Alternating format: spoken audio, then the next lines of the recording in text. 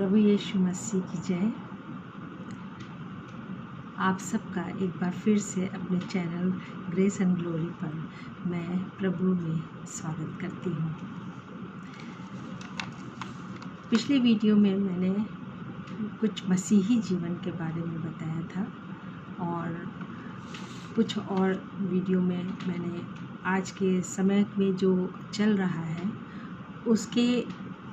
उस वातावरण को मद्देनज़र रखते हुए मैंने वीडियो बनाई थी और उसमें मैंने संदेश दिया था कि किस प्रकार से ऐसे कोरोना काल में हम अपने आप को बहुत सी ऐसी बातें हैं जो हमारे मन को और हमारे जीवन को नुकसान पहुंचाती हैं, उनसे बचने के मैंने उपाय बताए थे। आज मैं आप सबके सम्मुख एक बहुत ही अहम मुद्दे पर आना चाहती हूँ और उसका जो शीर्षक है वो है कि समस्त मनुष्य जाति की मुक्ति, उद्धार या मोक्ष या नजात का कौन सा मार्ग है।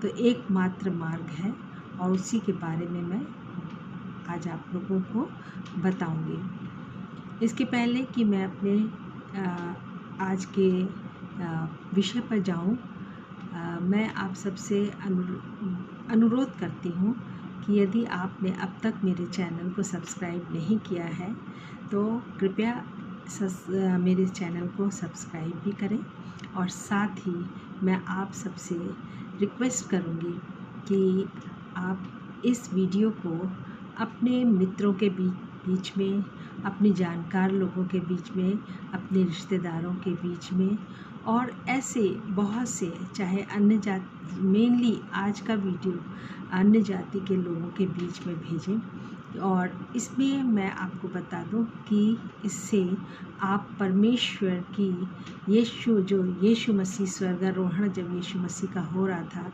तो यीशु मसीह की उस महान आज्ञा को भी आप पूरा करते हैं, आप उसमें योगदान कर रहे हैं, आप उसको पूरा कर रहे हैं, क्योंकि परमेश्वर ने कोई ना कोई चीज़ें मनुष्य को कोई ना कोई तोड़ा देकर भेजा है। तो ये जब किसी की वीडियो हम देखते हैं और जिसके द्वारा हम सुसमाचार का प्रचार करते हैं, क्योंकि हम आखिरी जो उसने ये आखिरी वचन था यीशु मसीह का, और उस आखिरी वचन में यीशु मसीह ने कहा था जाओ और सब जाति के लोगों को, सारे संसार के लोगों को, सब जाति के लोगों को ये मेरा सुसमाचार सुनाओ और जो कोई भी विश्वास करे उसको पिता पुत्र पवित्र आत्मा के नाम से बपतिस्मा दो। तो ये जो है, क्योंकि ये बहुत आवश्यक कार्य हम मसीहों के लिए है, जो परमेश्वर की आज्ञा है और इस आज्ञा को पालन करने के लिए, इस आज्ञा का पूरी तरीके से पालन करने के लिए यदि हम सब उपदेशक नहीं बन सकते, हम सब शिक्षक नहीं बन सकते, हम सब प्रचारक नहीं बन सकते, लेकिन जब हम इन कार्यों को आगे बढ़ाते हैं, यानी कि जब हम वीडियो सुन रहे हैं और इस वीडियो को जब हम आगे लोगों को फॉरवर्ड करते हैं तो इसमें आप उस आज्ञा को पूरा करने में आप सक्षम हैं और इस तरीके से आप उस आज्ञा को पूरा कर रहे हैं। तो मैं आप सबसे रिक्वेस्ट करूंगी कि आगे इस वीडियो को जितना अधिक से अधिक आप फॉरवर्ड कर सकते हैं, जहाँ तक दूर दूर तक, जहाँ तक ये वचन पहुँच सके वहाँ पहुँचाइए। इसके पहले कि हम अपने विषय पर जाएं, आइए हम छोटी सी प्रार्थना करते हैं। धन्यवाद धन्यवाद धन्यवाद करते हैं पिता परमेश्वर इस सुंदर समय के लिए जो आपने हमको दिया है कि एक बार फिर से प्रभु हम आपके चरणों में आते हैं। और पिता परमेश्वर हम आपका धन्यवाद करते हैं इस बात के लिए कि पिता परमेश्वर आपकी अगुवाई हमें प्राप्त है। पिता परमेश्वर आपने इस कार्य के लिए चुना और पिता परमेश्वर मैं आपसे विनती और प्रार्थना करती हूँ कि कृपा करके अपने वचनों को मेरे मुँह में डाल और पिता परमेश्वर होने दे कि आप लोगों से मेरे माध्यम से, मेरे द्वारा आप बातचीत करें और होने दे पिता परमेश्वर कि ये वचन जो भी पहुँचे लोगों, सुनने वालों के हृदयों को आप तैयार करें, जिससे कि ये वचन जाकर बहुत ही ज़्यादा उनके हृदय में कार्य करे और फलदायी होने पाए। धन्यवाद के साथ इस विनती को अपने मुक्तिदाता प्रभु यीशु मसीह के नाम से मांगते हैं, आमीन। तो सबसे पहले हमने आपको टॉपिक बताया, हमने आज का जो विषय है उसका शीर्षक मैंने बताया कि समस्त मनुष्य जाति की मुक्ति या उद्धार या मोक्ष या नजात, ये डिफरेंट वर्ड्स, एक ही मीनिंग है, इसको यूज़ किया जाता है और उसका एकमात्र मार्ग क्या है ये जानना बहुत आवश्यक है। क्योंकि यदि हम देखें तो कालों से मनुष्य, चाहे वह किसी भी जाति का हो, किसी भी धर्म का हो, किसी भी वर्ग का हो, किसी भी भाषा को बोलने वाला हो और किसी भी संस्कृति का क्यों ना हो, हर एक के जीवन का एक ही लक्ष्य होता है कि वो इस शारीरिक मृत्यु के बाद उसकी मुक्ति हो जाए, उसको उद्धार मिले, उसको नजात मिले, उसको मोक्ष मिले। तो इस प्रकार से हम देखते हैं कि सारे जीवन भर लोग इसी बात को इसको अपने जीवन का लक्ष्य बनाते हैं और इसी को प्राप्त करने के लिए सारे जीवन वो प्रयासरत रहते हैं। तमाम प्रकार के धर्म कांड करते हैं, दान पुण्य करते हैं और करीब बहुत सारे तीर्थ स्थानों को विज़िट करते हैं और इन सब को, और बहुत से गरीबों की सहायता करते हैं और बहुत से ऐसे कार्य करते हैं जिससे उनको लगता है कि हम ऐसा कार्य करेंगे तो हमें मुक्ति मिल जाएगी, हमें उद्धार मिल जाएगा, हमें मोक्ष मिल जाएगा, हमें नजात मिल जाएगा। लेकिन वो क्या हम सही मार्ग पर चल रहे हैं? प्रश्न ये उठता है कि क्या हम सिर्फ अपने कर्मों के द्वारा क्या मुक्ति या उद्धार या मोक्ष या फिर हम नजात प्राप्त कर पाएंगे? ये है हमारे सामने आज के लिए बहुत बड़ा प्रश्न उठता है। और हमारे सामने एक प्रश्न उठता है कि क्या मनुष्य वास्तव में अपने तमाम कोशिशों के द्वारा, ये हमारी कोशिशें तो हैं जो हम दान पुण्य करते हैं, जो हम बहुत से अच्छे कार्यों को करते हैं, लोगों की सेवा करते हैं, बहुत से नीडी लोगों को जाके हम उनकी नीड्स को पूरा करते हैं और बहुत से जगह पे हम दान करते हैं पुण्य, तो और बहुत सी ऐसे काम करते हैं धर्म कांड जो बहुत सारे हैं। तो ये हमारी अपनी खुद की कोशिशें हैं। तो क्या इन कोशिशों के द्वारा, इन कार्यों के द्वारा क्या हम शारीरिक मृत्यु के बाद मुक्ति या उद्धार या मोक्ष प्राप्त कर सकते हैं? सवाल यही है। और मैं आपको स्पष्ट बताना चाहती हूँ कि यदि मैं कहूँ, और मैं नहीं कह रही हूँ परंतु मेरी बाइबल के अनुसार जो कि सच्चा वचन है और जो सचमुच में परमेश्वर का वचन है, ये मैं दृढ़ता के साथ कहती हूँ कि वो परमेश्वर का वचन है और उस परमेश्वर के वचन के अनुसार बिग नो। क्योंकि हम अपने कामों के द्वारा कभी भी मुक्ति नहीं प्राप्त। उस कामों के साथ काम तो बाद में आते हैं, पर उसके पहले हमें विश्वास करना पड़ेगा। और किस पर विश्वास करना पड़ेगा ये बहुत ज़रूरी है। इसलिए आपको हम एक ही नाम देंगे कि हम यीशु मसीह पर विश्वास करके उसके वचनों पर चलने वाले बने और अपने जो भी भलाई के काम हैं उनको हम करते रहें। तभी हमारी मुक्ति है, तभी हमारा मोक्ष है, तभी हमारा उद्धार है, तभी हमें नजात मिलेगी, अन्यथा नहीं। क्योंकि यीशु मसीह जब पृथ्वी पर आया, जब वो संसार में आया तो एक मकसद के साथ आया और उसका मकसद एक ही था कि वो पापियों का उद्धार करने के लिए आया, पापियों को मुक्ति दिलाने के लिए। मुक्ति यानी किस चीज़ से मुक्ति, किस चीज़ से उद्धार, यानी कि जब हम उन तमाम अंधकार की शक्तियों से छुटकारा देने के लिए वो आया। पाप से मुक्ति दिलाने आया। पाप अगर हम बाइबल के अनुसार देखें तो पाप जो है शैतान को दर्शाता है।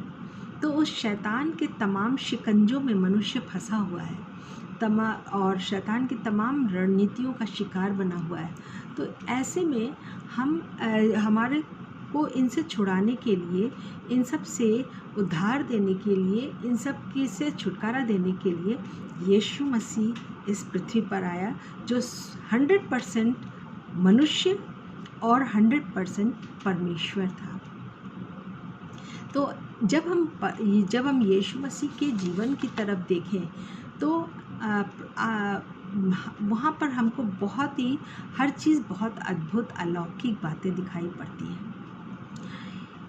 ज़रूर लोगों के मन में, जो आप सुन रहे हैं, तो आपके मन में ज़रूर ये प्रश्न उठता होगा कि यीशु ही क्यों, यीशु ही क्यों? तो इसका उत्तर भी मैं बाइबल से ही आपको बताऊंगी। जब हम बाइबल में एक आयत है, ये एक पुस्तक है जहाँ पर लिखा हुआ है प्रेरितों के काम। प्रेरितों के काम के 4थे अध्याय के 12वीं वर्ष में जब हम पढ़ते हैं तो वहाँ पर लिखा हुआ है कि बहुत ही स्पष्ट लिखा हुआ है, और वो क्या लिखा है कि यीशु मसीह को छोड़ किसी दूसरे के द्वारा उद्धार संभव नहीं। बहुत ही स्पष्ट लिखा है, यीशु मसीह को छोड़ किसी दूसरे के द्वारा उद्धार संभव नहीं, क्योंकि स्वर्ग के नीचे मनुष्यों में और कोई दूसरा नाम नहीं दिया गया जिसके द्वारा हम उद्धार पा सकें। तो ये वर्ष को जब हम पढ़ते हैं तो इससे बहुत बिल्कुल स्पष्ट होता है कि यीशु मसीह ही एकमात्र मार्ग है जिसके द्वारा हम उद्धार प्राप्त करते हैं। और क्यों?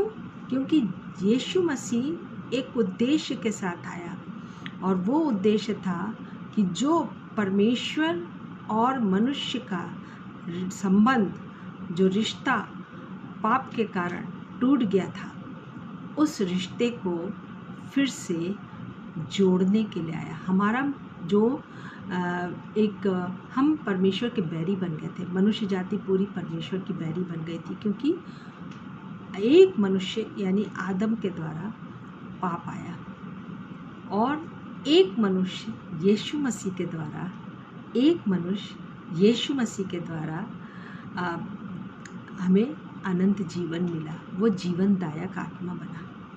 तो हम इसलिए यीशु मसीह को इसीलिए यीशु मसीह पर फोकस करते हैं। और मैं इतना बता दूं कि बिना यीशु मसीह को अपना प्रभु अपने जीवन में, उसको यदि हमने प्रभु नहीं ग्रहण किया, अपना मुक्तिदाता नहीं ग्रहण किया, तो किसी को भी पाप से मुक्ति नहीं मिल सकती, पाप से उसका छुटकारा नहीं हो सकता, उसके पाप क्षमा नहीं किए जाते हैं।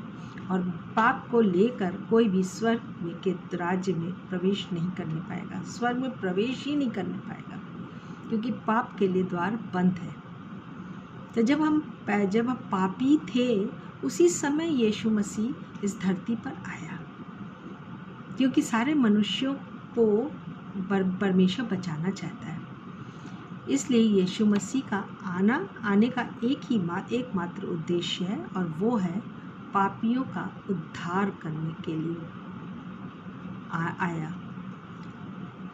यीशु मसीह को हमें क्या कहा गया है कि वो मार्ग है, सत्य है, जीवन है, क्योंकि यीशु मसीह परमेश्वर का मार्ग है। परमेश्वर का मार्ग यानी परमेश्वर तक पहुंचने के लिए मनुष्य को यीशु मसीह का सहारा लेना पड़ेगा। बिना उसके परमेश्वर से आप मिल नहीं पाएंगे, परमेश्वर तक आप नहीं पहुंच सकते। ये मैं पूरी दावे के साथ कहती हूँ, क्योंकि जो बाइबल है हमारी, वो किसी मनुष्य के द्वारा नहीं लिखी गई है। ये परमेश्वर का वचन है, परमेश्वर का जीवित वचन है, और इसमें जितनी बातें हैं सत्य हैं। और मैं आपसे पूरी तरीके से आपको बताना चाहती हूँ कि यदि जिस दिन से आप बाइबल पढ़ने लगेंगे उस दिन से आप स्वयं में एक आप में बहुत अंदर से अंदरूनी परिवर्तन होता जाएगा। बाइबल ही एक ऐसी पुस्तक है, ऐसा धर्मशास्त्र है जिसमें ये पवित्र शास्त्र है कि जब हम बाइबल को पढ़ते हैं तो धीरे धीरे धीरे हमारा जो व्यक्तित्व है, इनर पर्सनैलिटी, वो हमारी बदलने लगती है, परिवर्तित होने लगती है, जो कि बहुत सुहावनी है, बहुत ही भली लगती है, बहुत ही सबको प्रिय होती है, मनुष्यों को भी प्रिय लगती है और परमेश्वर को भी प्रिय लगती है। जब परमेश्वर को प्रिय लगती जो बातें, वो मनुष्यों को भी प्रिय लगती है। इसलिए मैं कहूँगी कि यीशु मसीह मार्ग है, सत्य है और जीवन है।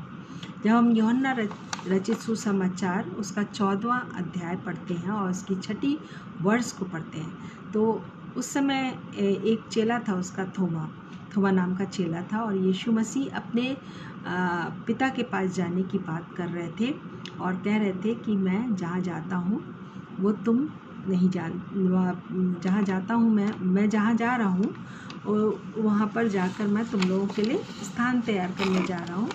और ये भी उसमें बोलता है, यीशु मसीह उनको बताता है कि मैं वहाँ जा रहा हूँ और वहाँ जाके मैं आप लोग के लिए स्थान तैयार करूँगा।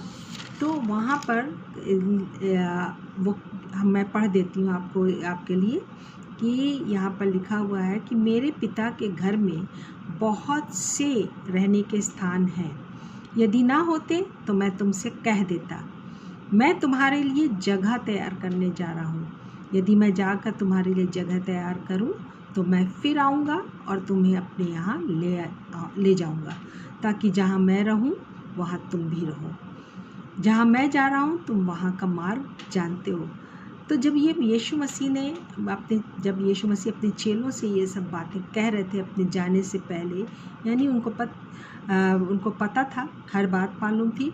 और बड़ी ही आश्चर्यजनक बात ये है कि आज तक कोई भी अपनी मृत्यु के बारे में नहीं जान पाया कि मृत्यु कैसे होगी और कब होगी। कोई भी अपनी मृत्यु के बारे में नहीं बता सकता, पहले से नहीं, कोई भी अपनी मृत्यु के बारे में बातें नहीं कर पाता है। जितने भी हों, जिनको भी लोग पूजते हैं, जिनको भी अपना गुरु मानते हैं, जिनको भी अपना जो कुछ मानते हैं, पर कोई भी अपनी मृत्यु के बारे में, मृत्यु को लेकर चर्चा नहीं करता है। लेकिन यीशु मसीह को हर पल के बारे में मालूम था और वो बातें वो उसने यीशु मसीह ने अपने चेलों से कह रखा था और बता दिया था कि कैसे उसकी मृत्यु होने वाली है और वो कैसे किन लोगों के हाथों से पकड़वाया जाएगा और किस तरीके से उसको मारा जाएगा। हर चीज़ उसको पता थी। तो ये अद्भुत बात है ना, ये अलौकिक बात है। ऐसी अलौकिक बातें मैंने तो आज तक किसी के भी मुंह से नहीं सुनी, ना किसी के बारे में पढ़ा है। तो इसी पर जब यीशु मसीह ने ये बातें कही, तब थोमा ने एक प्रभु से क्वेश्चन किया था कि ये प्रभु, जब हम ये भी नहीं जानते कि आप कहाँ जा रहे हैं तो मार्ग कैसे जानेंगे। तो तब यीशु मसीह ने क्या कहा था? यीशु मसीह ने कहा था, मार्ग, सच्चाई और जीवन मैं ही हूँ। मार्ग, सच्चाई और जीवन मैं ही हूँ। मार्ग मतलब परमेश्वर तक जाने का, परमेश्वर के पास पहुँचने के लिए, उस तक पहुँचने के लिए एक ही मार्ग है और वो यीशु मसीह। सत्य यानी कि यीशु मसीह ही सत्य है। यीशु मसीह ही सत्य है और कोई दूसरा सत्य नहीं, यीशु मसीह ही सत्य है। और तीसरा है यहाँ पर कि जीवन। यस, जो भी उसको अपना प्रभु मानता है, जो भी उसको अपना मुक्तिदाता मानता है और उसको स्वीकार करता अपने जीवन में, उसको अनंत जीवन मिलता है। लोग इस जीवन की बात करते हैं जो इस पृथ्वी पर की जीवन है, इसी की केवल बात करके यहीं तक सीमित रह जाते हैं। लेकिन आपको इस बात के लिए हमेशा विचार करना होगा कि इस शरीर में एक आत्मा है और एक प्राण है, और आत्मा और प्राण ये परमेश्वर की है, परमेश्वर ने दिया है। तो आत्मा अमर है, वो कभी नहीं मरता, आत्मा कभी नहीं मरती। तो वो आत्मा इस शरीर को जब छोड़ देती है तो प्राण भी उसके साथ जाता है। आत्मा और प्राण दोनों साथ आए थे तो साथ जाते हैं, और ये परमेश्वर के द्वारा दिया गया था। इसको हम उत्पत्ति की पुस्तक में हम बड़े अच्छे से देख सकते हैं कि जब परमेश्वर ने मनुष्य को बनाया, तब उसने क्या किया था। यहाँ पर लिखा है, उत्पत्ति एक पुस्तक है, पहली पुस्तक है बाइबल की, और उसके दूसरे अध्याय में उसके 7वें वचन को जब हम पढ़ते हैं तो वहाँ पर लिखा है, और यहोवा परमेश्वर ने आदम को भूमि की मिट्टी से रचा। और आज सारी पृथ्वी के लोग क्या कहते हैं कि हम मिट्टी से बने हैं और मिट्टी में ही मिल जाते हैं। ये सत्य है, ये सत्य हर एक के मुंह से निकलता है। संसार का एक व्यक्ति, किसी भी जाति, किसी भी धर्म, किसी भी वर्ग का हो, वो ये बात अवश्य कहता है कि हम मात्र मिट्टी हैं और मिट्टी में मिल जाएंगे। और यहाँ पर स्पष्ट लिखा, बाइबल कहती है ये बात कि यहोवा परमेश्वर ने आदम को भूमि की मिट्टी से रचा। पहले एक पुतला बनाया, फिर क्या किया, और उसके नथनों में जीवन का श्वास फूंक दिया। यही है प्राण, और प्राण के साथ आत्मा दिया। आत्मा और प्राण और आत्मा जब एक तरफ थे तो परमेश्वर ने तो कहा था कि मैं अपने स्वरूप के अनुसार बनाऊंगा। और यहाँ पर आगे जब आप पढ़ोगे तो वहाँ पर लिखा है कि वो परमेश्वर ने मनुष्य को अपने स्वरूप के अनुसार बनाया, उत्पन्न किया। तो स्वरूप में क्या है? स्वरूप में कि परमेश्वर के पास पवित्र आत्मा है, और उस समय पवित्र आत्मा को बोला कि तुम आत्मा और प्राण इनको लेके शरीर में प्रवेश करो। तो जब उसने फूंका तो पवित्र आत्मा के साथ ये आ गए थे। तो इस तरीके से वो क्या बना? जीवित प्राणी। लिखा है कि आदम जीवता प्राणी बन गया। आज हम जीवित हैं, लेकिन क्या हुआ कि परमेश्वर ने जो काम सौंपा था, जो आज्ञाएं दी थी, वो आदम करने में फेल हो गया। आदम और हवा दोनों उसकी आज्ञा को पूरा करने में फेल हो गए, और जो भी आज्ञाओं को में परमेश्वर की दी हुई आज्ञाओं का पालन करने में फेल हो जाते हैं, वो उसी को पाप गिना जाता है। वही है पाप। परमेश्वर की आज्ञा ना मानना ही पाप है। तो उन्होंने आज्ञा को तोड़ा और आज्ञा नहीं मानी, और इस तरीके से पाप उनके अंदर प्रवेश कर गया। और जब उन्होंने आज्ञा नहीं मानी और वहाँ पर पाप घुसा, तो पवित्र आत्मा का दम घुटने लगा, और पवित्र आत्मा को वापस बुला लिया। अब उस पवित्र आत्मा को कौन प्राप्त करता है, कैसे प्राप्त करता है, वो आगे हम बताते जाएंगे। फिर भी हम शॉर्ट में बता दें कि पवित्र आत्मा, जितने लोग यीशु मसीह को अपना जीवन का उद्धार करता, अपना प्रभु यानी आपके जीवन के ऊपर प्रभुता करने वाला प्रभु मान लेते हो, उसी दिन आपको परमेश्वर पुनः पवित्र आत्मा दे देता है। तो जैसे जितने लोग आज यीशु मसीह के फॉलोअर्स हैं, जीसस फॉलोअर्स, उनको पवित्र आत्मा मिल गया है और उनके अंदर में पवित्र आत्मा वास करता है। तभी तो कहा गया है 1 कुरिन्थियों 3:16 में कि क्या तुम नहीं जानते कि तुम परमेश्वर के मंदिर हो, तुम परमेश्वर के मंदिर हो और तुम में परमेश्वर का आत्मा निवास करता है, यानी कि पवित्र आत्मा वास करता है। तो यानी कि हमको जब हम यीशु मसीह को ग्रहण कर लेते हैं तो परमेश्वर हमको पवित्र आत्मा दे देता है। आगे हम देखते हैं कि यीशु मसीह, तो इस तरीके से हम आगे क्या इन सारी बातों को देखते हैं तो क्या हमको समझ में आता है कि यीशु मसीह ही मार्ग, सत्य और जीवन है। तो यीशु मसीह को प्राप्त करने के बाद हमें हमारी आत्मा का उद्धार मिल जाता है और इस तरीके से हम अनंत जीवन में प्रवेश करने के भागीदार हो जाते हैं। तो वो है मुक्ति, वो है मोक्ष, वो है उद्धार, इसी को कहते हैं उद्धार। तो यहाँ पर पहले ही बता दिया कि यीशु मसीह के बगैर कोई भी उद्धार प्राप्त नहीं कर सकता, ये मैं पूरे दावे के साथ कहती हूँ।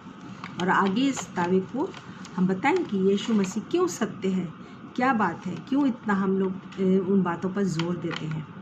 तो यहाँ पर आगे क्या लिखा है, यीशु मसीह ने स्वयं कहा था थोमा से, जिस समय वो कह रहा था कि मार्ग, सत्य और जीवन मैं ही हूँ। तो यहाँ पर उसने एक बात और कही थी कि बिना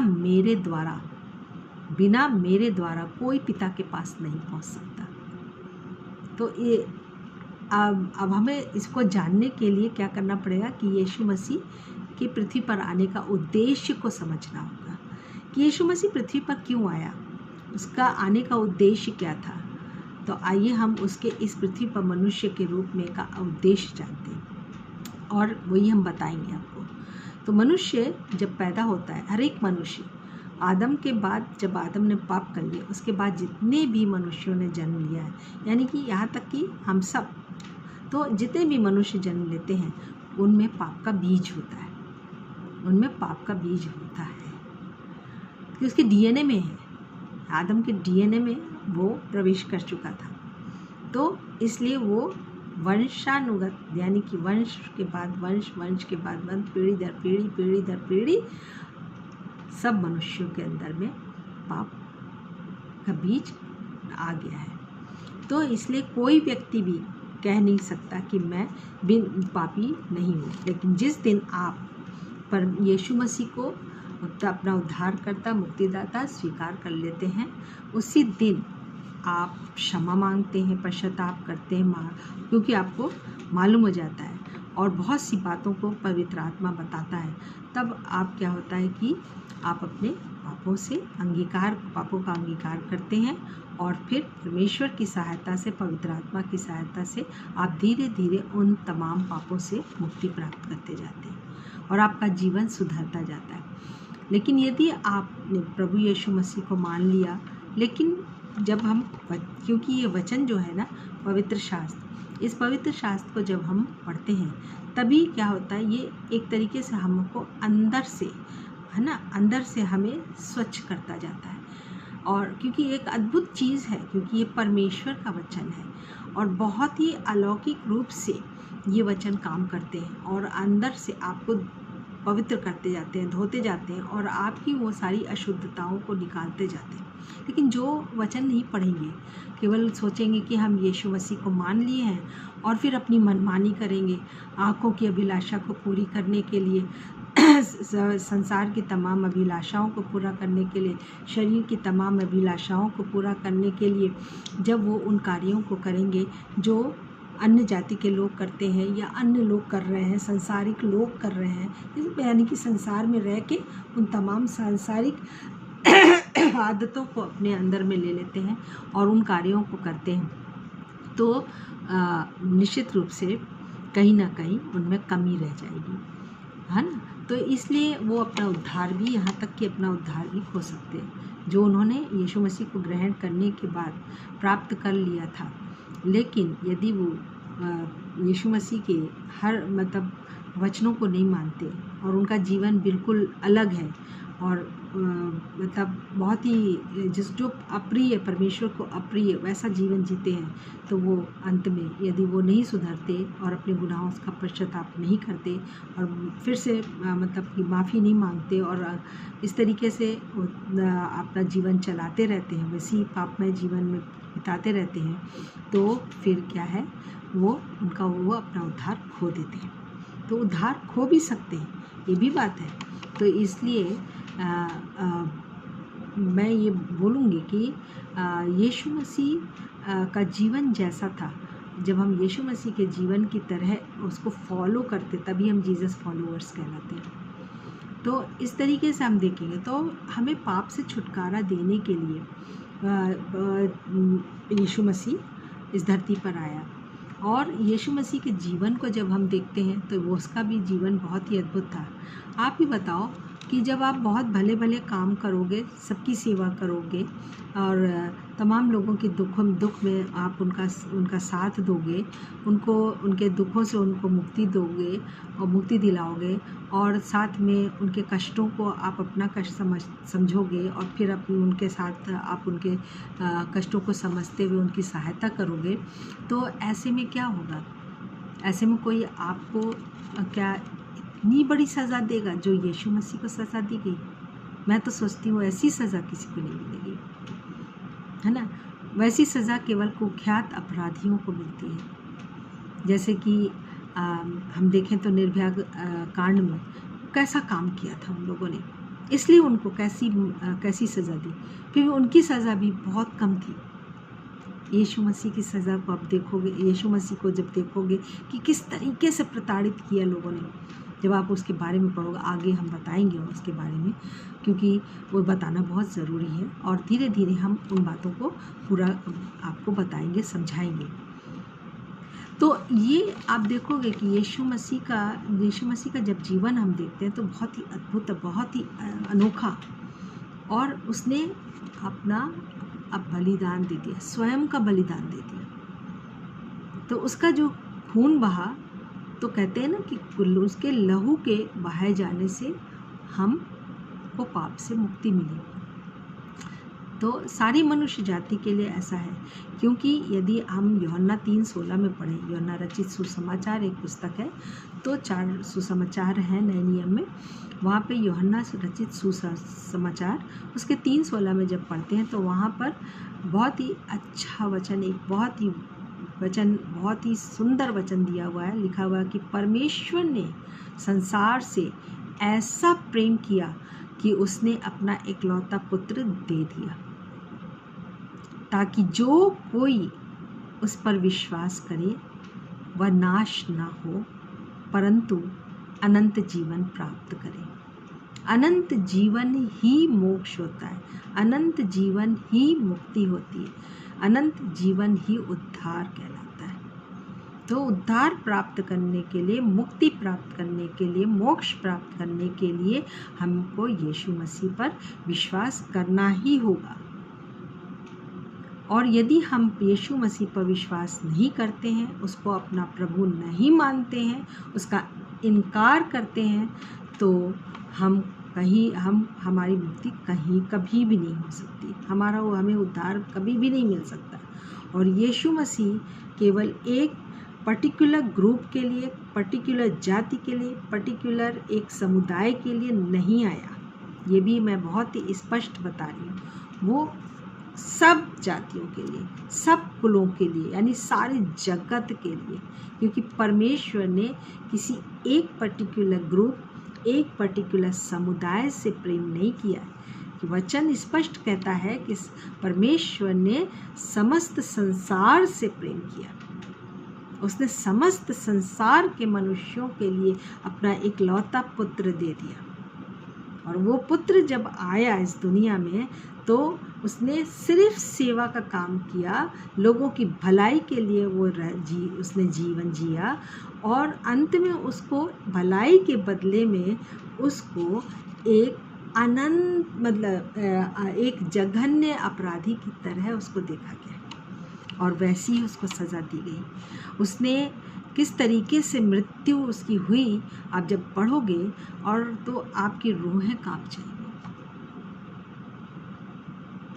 बहुत ही पीड़ादायक। तो उसका जो रक्त बहा ना, एक एक रक्त जो है, एक एक बूंद उसके रक्त की वो इतनी बही, इतना कि उसके शरीर में एक बूंद रक्त भी नहीं रहा।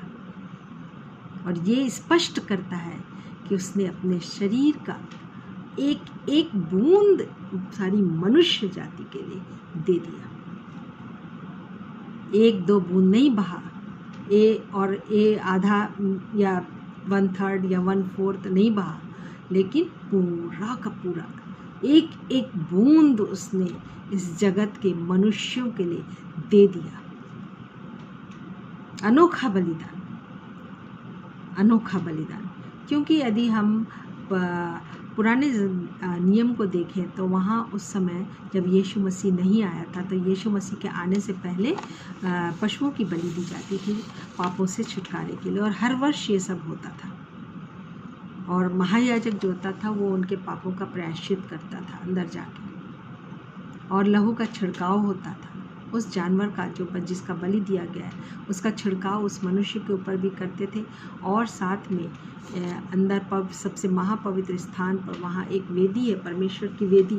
उस वेदी पे 4 सींग बने हुए चारों कोने पे, तो उस पर उंगली से लगाया था। उंगली से लगाने का मतलब क्या होता है कि हाथ से वो जो रक्त लगा के ऐसे किया तो वो आपने मिटा दिया, यानी कि तुम्हारा पाप मिट गया।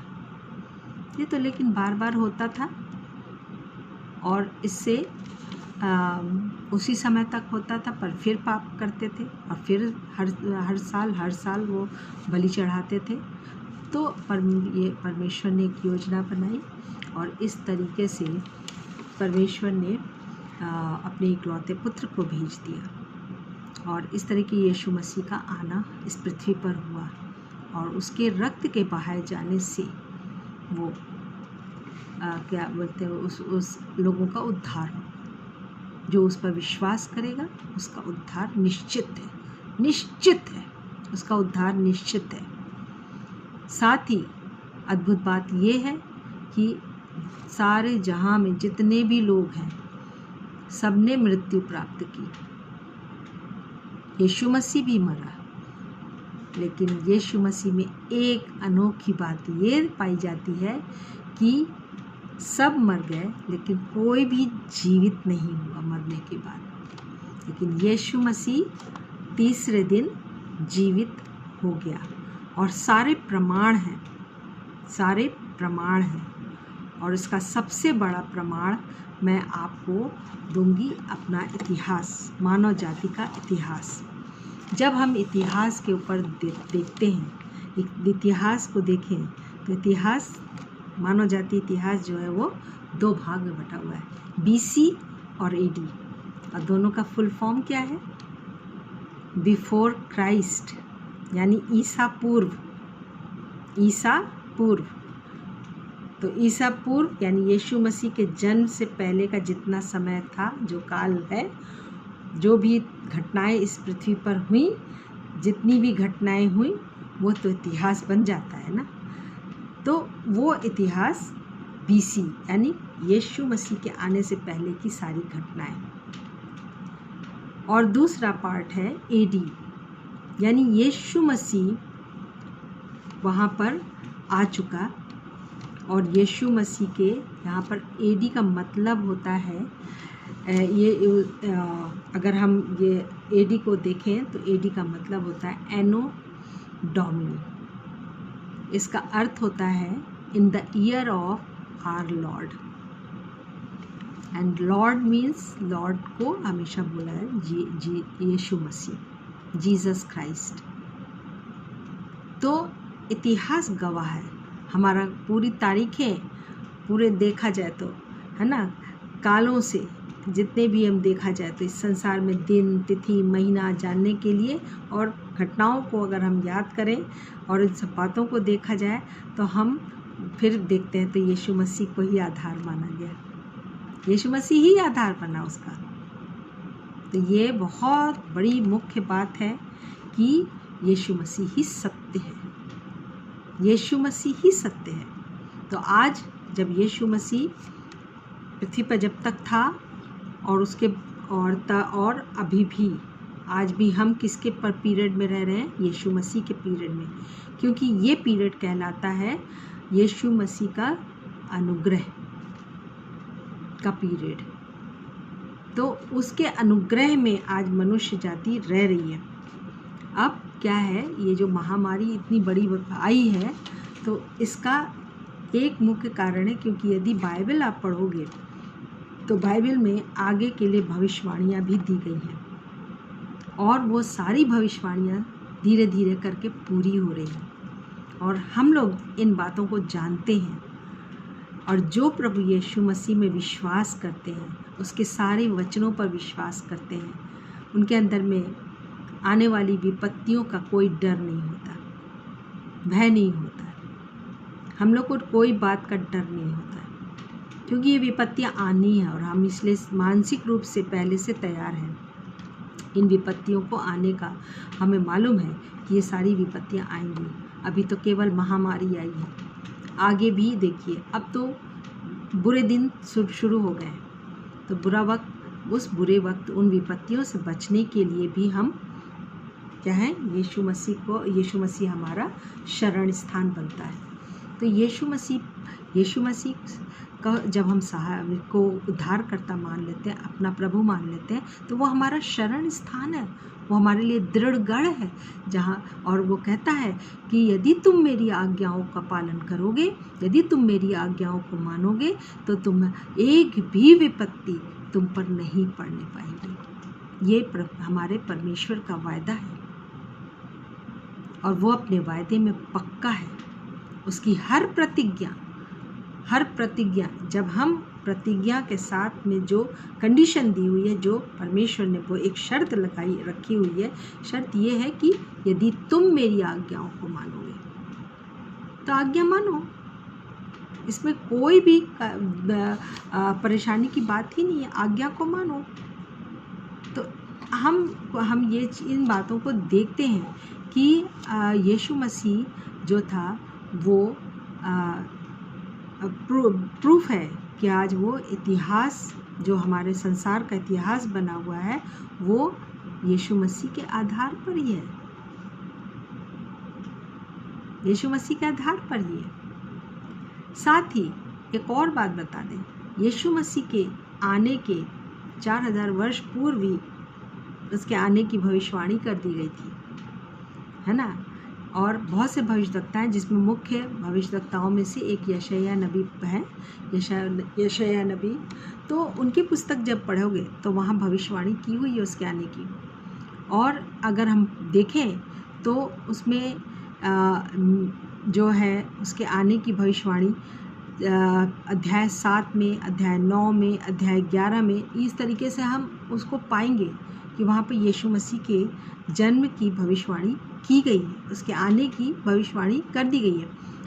हम आपको एक उदाहरण पढ़ के सुना देते हैं कि जब हम अध्याय 7 और 4 में, 7वें अध्याय के 4थे वचन को जब हम देखते हैं, तो वहाँ पर लिखा, सुनो, एक कुमारी गर्भवती होगी और पुत्र जनेगी।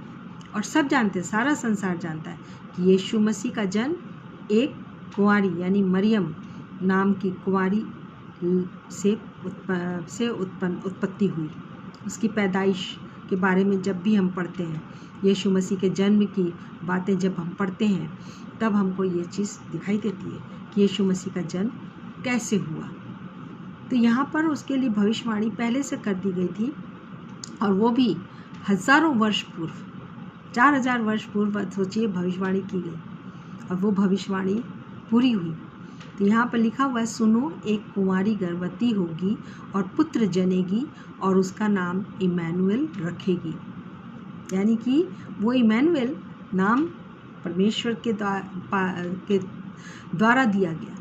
उसने बता दिया था, जो स्वर्गदूत आया था उसको परमेश्वर का संदेश देने के लिए मरियम को, उसने ये बात बताई थी कि तो उसका नाम इमैनुएल रखना।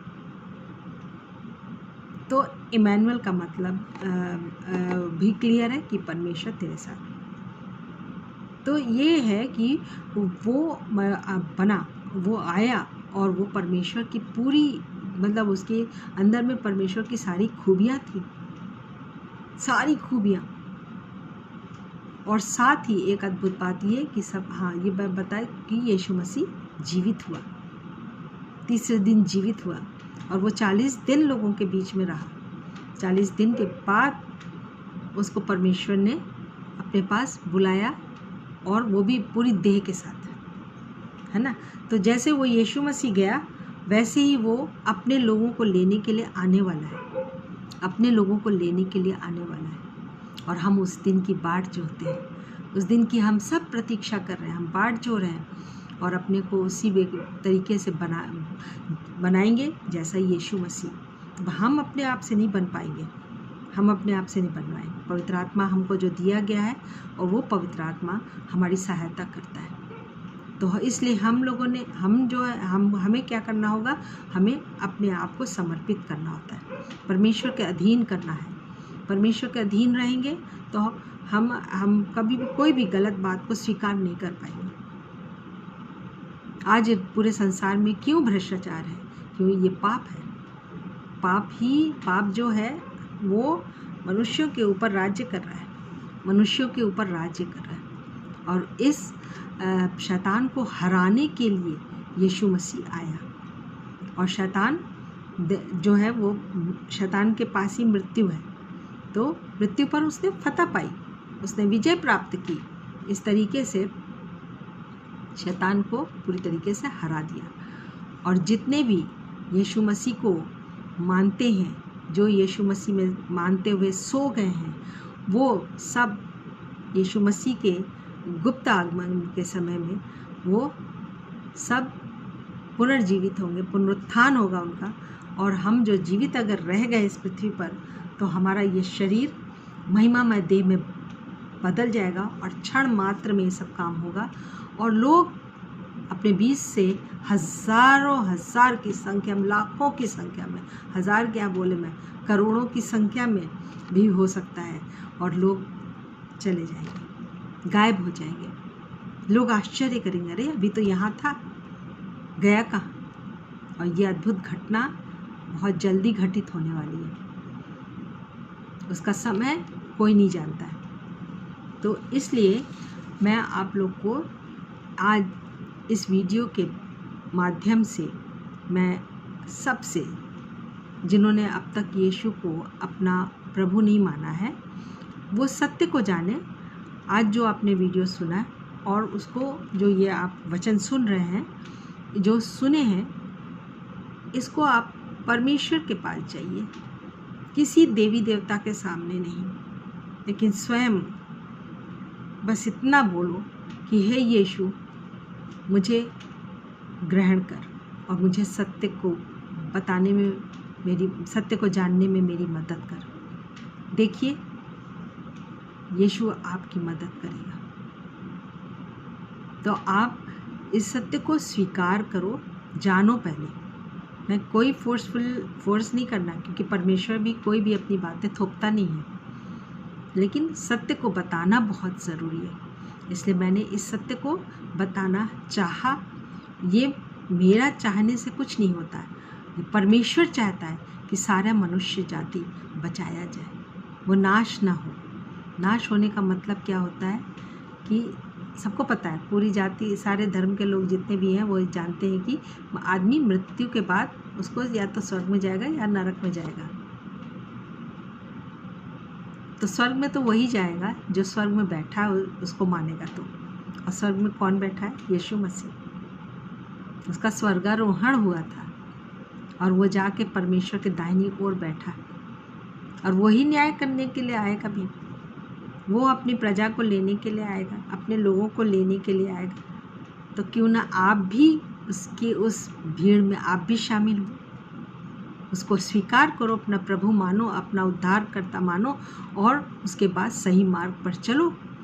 मुक्ति मिलेगी आपको, मोक्ष 100% मिलेगा, 100% मुक्ति मिलेगी, 100% आपका उद्धार होने वाला है। तो फिर चुनाव आपके हाथ में है, आप चुनाव करें।